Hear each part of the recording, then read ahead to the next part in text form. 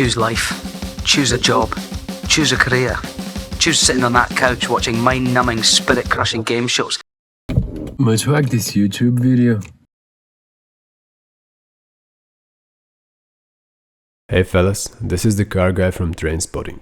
In this video I reimagined the famous toilet scene into a design for a coffee table. Then I 3D print a mold for the table, pour the concrete and make a serendipitous mistake that ends up changing the table. But also, I'm not really sure what I'm doing in this first video of product fiction, so continue watching on your own accord, and I would like to disclaim that it would probably be a mistake to subscribe. But anyways, stay tuned. People think the film Trainspotting is all about the junkie culture opposing the capitalist culture. But this is a very simplistic reading of the film. The much more radical message is that the junkie culture is actually a product of capitalism. The capitalist anti-drug slogan "Choose Life" pretends to give you a choice, but I claim it's a false choice. Because yes, you can choose life, but you can only choose one life, and this is the life of consumption. Choose handbags. Choose high-heeled shoes, cashmere and silk to make yourself feel what passes for happy. Choose Facebook, Twitter, Snapchat, Instagram and 1,000 other ways to spew your bile across people you've never met. And aren't drugs the ultimate form of consumption, where you consume so much that you even consume yourself? So choose life basically means choose the drug of consumption, or simply choose drugs. The fact that the drugs are secretly a product of our capitalist culture is wonderfully illustrated in the worst toilet in Scotland scene. This is the scene where the junkie Renton magically enters into the toilet bowl to get his drugs. But what does this scene mean? You know, the toilet is the place where we hide the fact that we produce excrements, because we are ashamed of them. They're toxic and disgusting, and we're embarrassed that something so repulsive is essentially a part of us. And basically the toilet is the place where we hide our toxic parts. And, this is very important, we flush them down, never to be seen again, as if they never existed.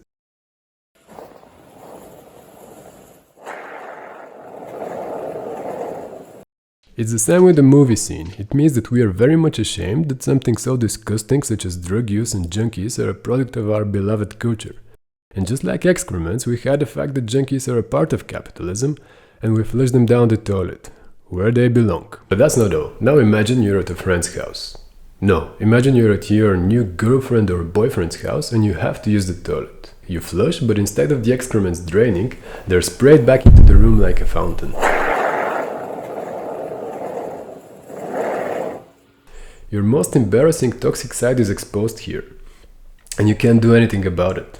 You'd be terrified, and rightfully so. Your chances with the girl or boy would be ruined. And this is basically the most horrifying part of the worst toilet scene. It's not the junkie entering the toilet, it's the junkie coming back from it. It's like the flushing doesn't work, and the junkie, which is the most embarrassing, deadly product of our consumerist culture, isn't drained down in the hole. Instead, he's sprayed back and exposed to the world. And now we can't simply choose to ignore it. This scene resembles some real-life events which involve a bunch of eggs being thrown at certain buildings and squares. And what typically happens after such events is that they're pretty much ignored and flushed down the toilet. Or in this case, the eggs are literally flushed in the drainage of the square. So I imagined, like in the movie Trainspotting, that the eggs don't simply disappear in the drainage, but in a horrifying way are sprayed back into our world in the form of a table. Before I actually start making the table, I made a bunch of experimental models in order to design the form that comes out of the manhole. Finally, I made a mock-up out of foam, which in the end hopefully would resemble the concrete table. Now that I've finished with the design, I'm starting to work on the mold. I figured the fastest way to do it was to 3D print it. To speed up the printing process, I'm taking the biggest nozzle I have, and the dirtiest, and I'm installing it on the printer. Also, I set the model to be printed with a thickness of a single layer, which is a big no-no in the 3D printing world. After I printed all the parts of the mold, I think I encountered every single issue you can get when you 3D print a model in a drafty way like I did. First, there's this plastic hair on the parts. To remove it completely, you basically have to burn it. Now I'm trying to remove the supports of the print, and when you print supports with a 0.8mm nozzle, they usually don't break off very clean. Like this part that broke together with the support.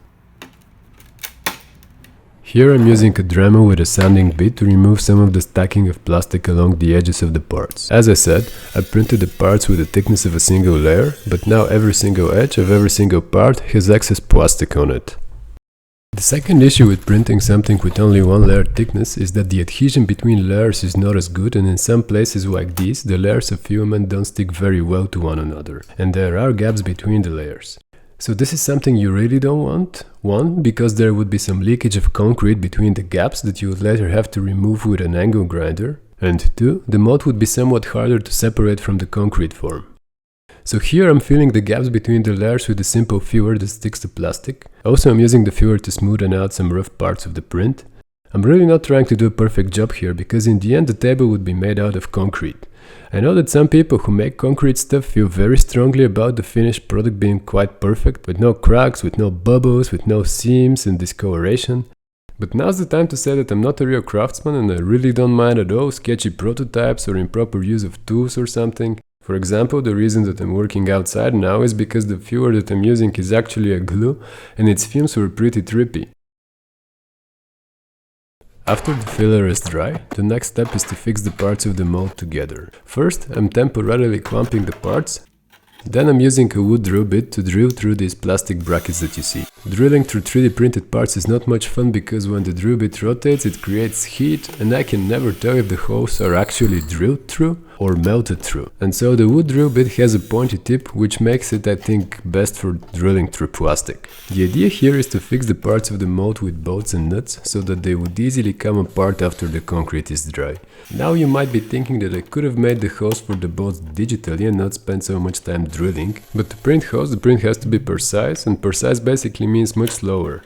Although so far I have been burning the parts of the mold, sanding them, filling them, gluing them, waiting for the glue to dry, and now drilling through them. So here's the calculation. The parts were printed for maybe about 20 hours. You could say that I could have printed them more precisely for about 40 hours and not have to do most of the work you see me do here. But with the very first mold, for sure there would be a bunch of issues, and as much as you try to envision them, you can never really know when you're trying something new. And there's nothing worse than spending a ton of time perfecting one aspect and failing in another. So the best way forward, in my opinion, is to just do the thing without too much caution, and if needed, fix the mistakes during the process. Still, keep in mind that I'm not a real craftsman. What you're seeing me do now is cutting a sheet of foam so that I can position the legs of the table without them moving so much.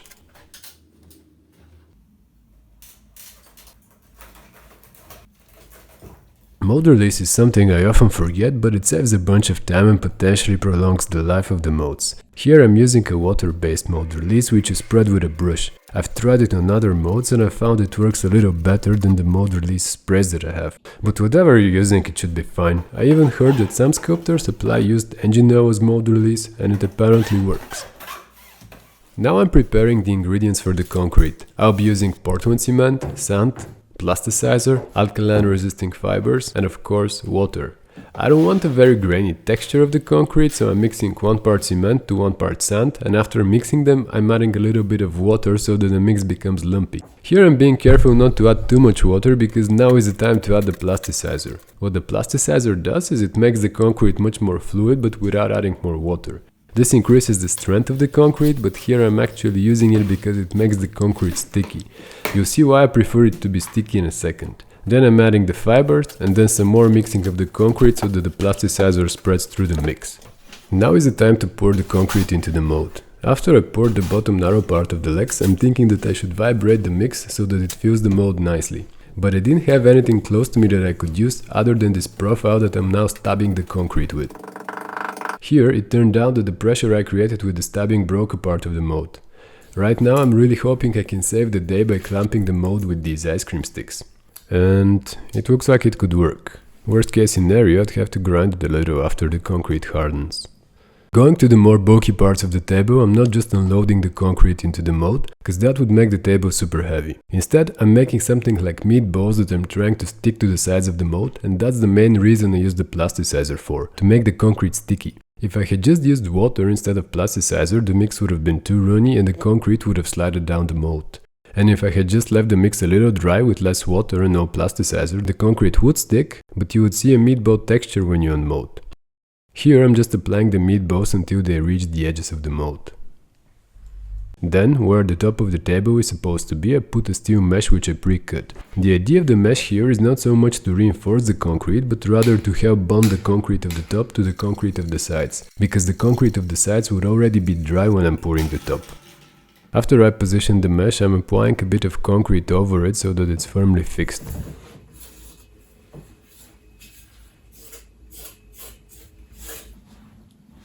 I decided to pour the top of the table upside down because the bottom part of a concrete pour is always the smoothest. I was looking for a smooth surface to use for the bottom of the pour, which would be the top of the table, and I found this sheet of plexiglass lying around. Now I'm visually measuring the amount of concrete I need for a 2 cm thick top. Then I'm mixing the concrete, pouring it in the center of the plexiglass, and then capping the pool of concrete with the rest of the table. Now it looks like I'm shaking the camera, but actually I'm vibrating the base. The idea is the vibration would help the concrete reach the sides of the mold. After 2 days, when I think the top is dry, I start with the unmolding. This is the leg where the mold broke. I think it looks okay. I can even manage to smoothen it by hand. And here I'm unscrewing the rest of the mold.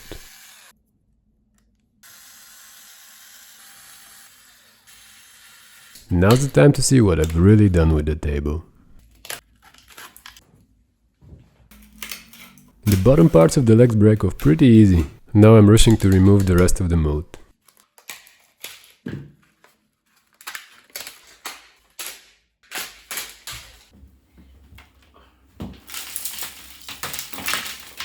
But in hindsight, I should have had a bit more patience because I forgot to spray mold release on the plexiglass. When I unmolded the plexiglass, some of the concrete had stuck to it, so there were spots of exposed little rocks in what should be the top of the table. And I know I said concrete should have imperfections, but never mind. I really didn't like those. So what can I do now? I thought of 2 different ways to fix it. The first one is to hammer off the top of the table until the reinforcement becomes visible, and it's real easy to do when the concrete hasn't fully hardened.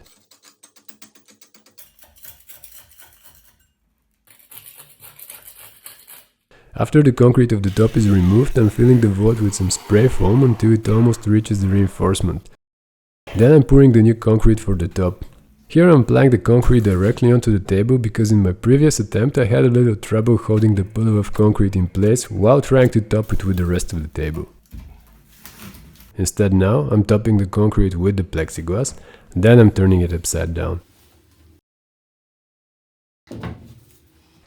And again I'm vibrating the concrete by hammering the base.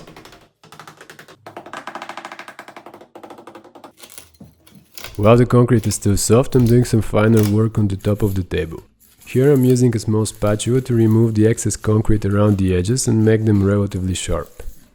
After 2 days I'm hoping the table is dry enough to sort of unmold. Yeah, I'm quite happy with the smoothness of the top and the sharpness of the edges, only I couldn't access the edges in the center of the table and now I'm improvising with a wooden stick and a hammer to remove the concrete spill in the middle.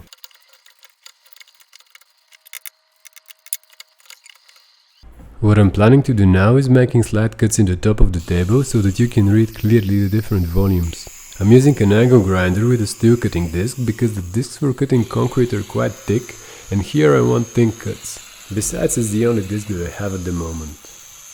I'm also using the angle grinder for something I rarely do, which is actually angle grinding. After that I'm wet sanding the top with a 400 grit sanding paper, and here the point of the sanding is not to make the surface smoother. Because the concrete for the top was poured over a plexiglass sheet, the surface now is so smooth that it looks polished. The idea of the sanding here is actually to make the surface less smooth in order to remove the shine from the top.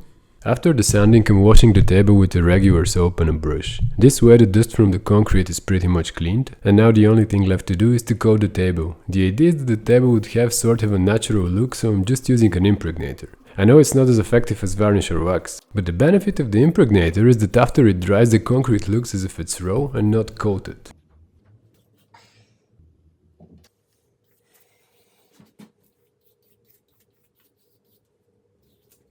I was curious if I could fix the flows in the old top a different way, so I poured a new table to try the second fix.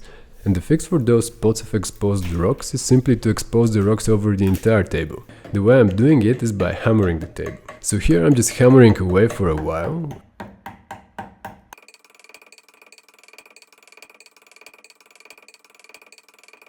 And a few hours later, this is the result.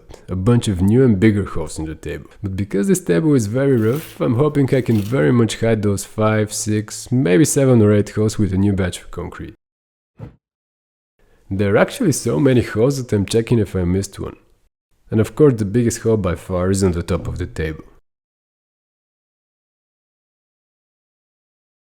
Now that I've finished filling the holes, it's time to pull out the dentist tools in order to carefully remove the cement around the rocks. The reason I'm using this Dremel is that I don't want to hammer the table again because I'm afraid the filling concrete could crack.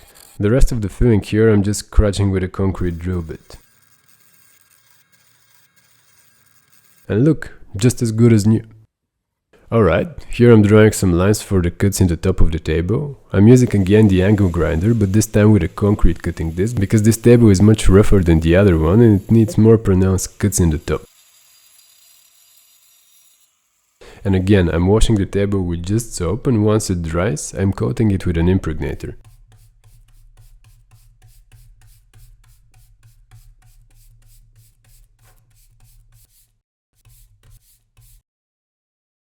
So these are the results. You can see how the tables look in a totally real, not photoshopped setting. Here is the smoother table with the top that I hammered off and re-poured. I don't think you can tell that the top is basically replaced. And this is the rougher version of the table. I think the patches here are somewhat visible. Maybe you can see the fix on the top, but for this table it doesn't really matter. Finally, if you survived this long watching the video, you can let me know which table do you prefer. And as I said in the beginning, I'm not really sure what I'm doing with this channel, so if you subscribe, it's possible that you're making a mistake. Anyway, thanks for watching.